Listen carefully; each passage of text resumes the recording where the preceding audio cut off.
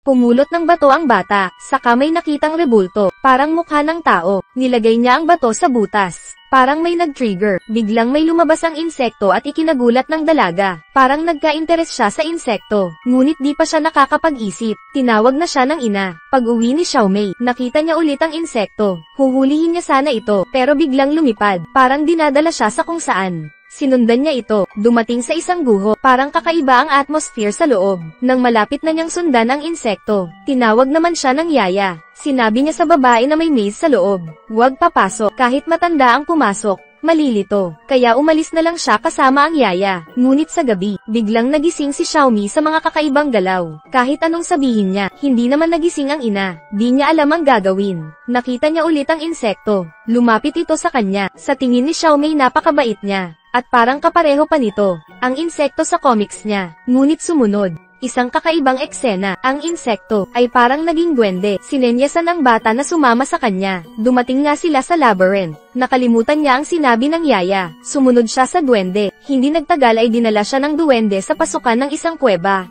Pero pagpasok, parang di mapakali, sinusubukang tumawag sa ibang tao. Ngunit walang sumagot. Biglang, isang halimaw na may ulo at katawan ng kambing ang lumitaw sa likuran niya.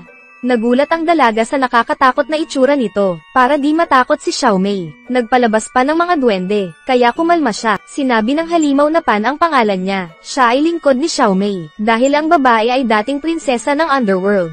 Tumakas at napunta sa mundo. Pagmasanagan ng araw, nawala ang mga alaala. Tinatawag din siyang anak ng Diyosa ng buwan. Ngunit nagdududa si Xiaomei tungkol dito, hanggang sa isiniwalat ni Pan ang birthmark ng buwan sa likod ng dalaga.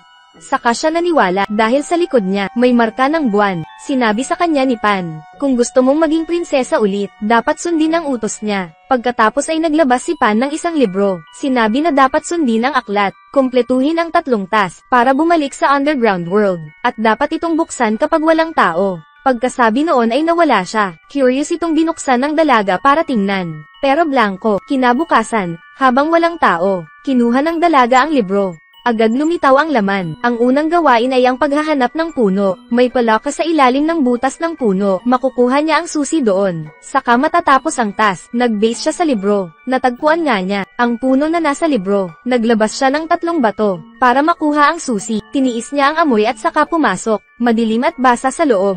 Gumagapang din ito ang mga insekto sa kanya. Ngunit patuloy pa rin siyang gumagapang. Sa pinakaloob ng butas, nakita nga niya ang palaka. Pero bigla nitong inatake ang bata.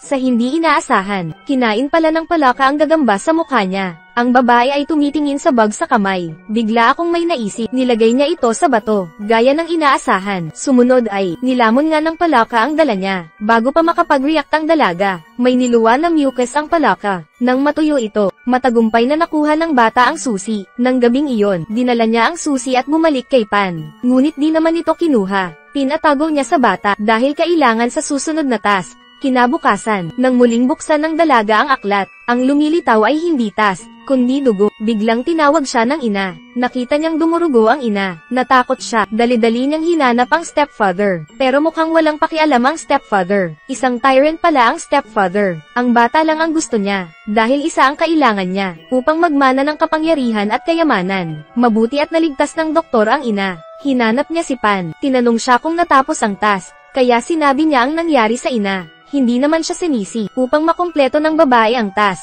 kumuha siya ng ugat, ibabad ang ugat sa gatas, ilagay sa tabi ng ina, patakan ito ng 2 patak bawat araw, at gagaling ang ina. Pagkatapos ay naglabas siya ng hourglass, dahil sa susunod na gawain, pupunta sa isang nakakatakot na lugar. Kailangan makalabas bago maubos ang hourglass. Kung hindi, ikaw ay makulong dito magpakailanman. At wala ring makikita sa loob. At kukunin siya ng mga demonyo. Inabot din sa kanya ang 3 duwende. Dahil masyadong delikado, kung sakali, sinunod niya ang utos ni Pan. Binabad ang ugat sa gatas. Pagkatapos ay ilagay ito sa ilalim ng kama. 2 patak ng dugo, gaya ng inaasahan. Agad na gumaling si nanay. Nang gabing iyon, pagkatapos linawin ni Xiaomei ang task, gumuhit ng pinto sa dingding gamit ang tsook. Pagkatapos ay itulak ng marahan.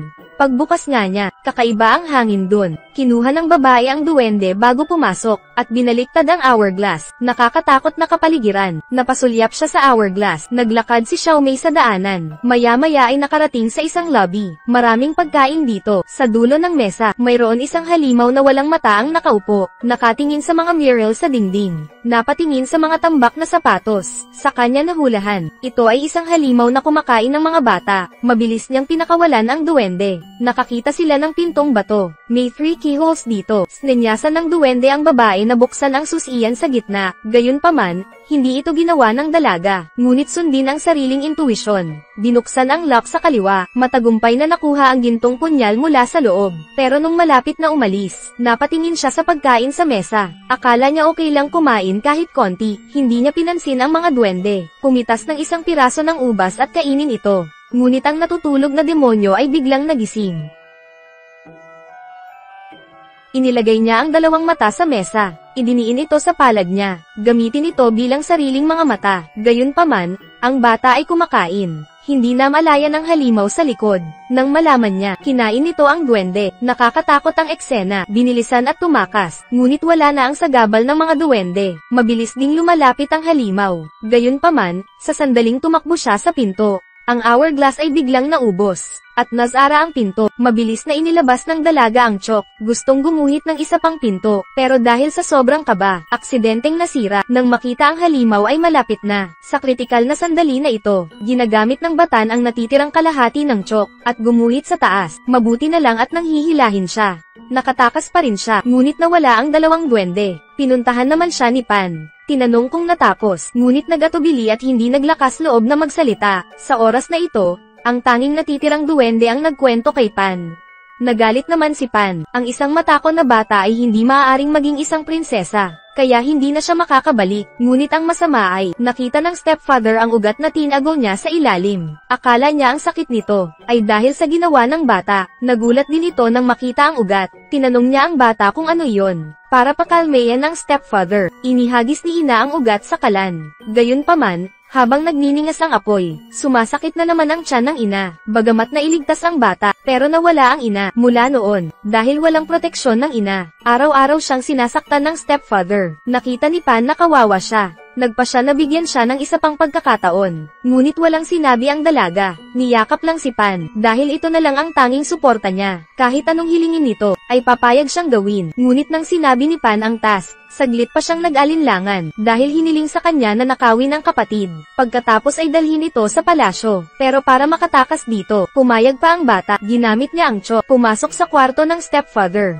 Habang hindi siya nakita, kinuha niya ang kapatid. Pero paglabas sa pinto, nakita siya ng stepfather. Tumakbo siya sa maze. Sumunod din ang stepfather sa likod. Sa oras na ito, matagal nang naghihintay si Pan. Hiniling niya na ibigay nito ang bata, dahil dugo lang ng nakababatang kapatid ang makakabukas sa pinto. Ngunit nag-alinlangan ang dalaga. Ayaw niyang saktan ang kapatid. Dumating na rin ang stepfather. Pero nakita niya na mag-isa lang ang bata na kinakausap ang hangin. Inagaw niya ang bata. Bago umalis, binaril pa si Xiaomei.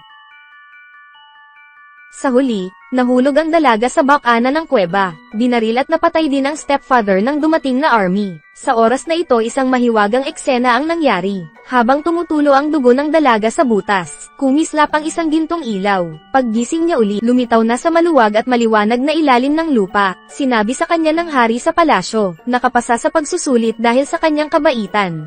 Ang huling pagsubok ay kung sasaktan niya ang kapatid. Para sa sarili, malinaw na hindi niya ginawa. Sa oras na ito, lumabas din si Pan. Patuloy na pinupuri ang babae sa tamang pagpili. Kasama ang isang grupo ng mga duwende na nakapalibot sa babae. Muli siyang naging prinsesa.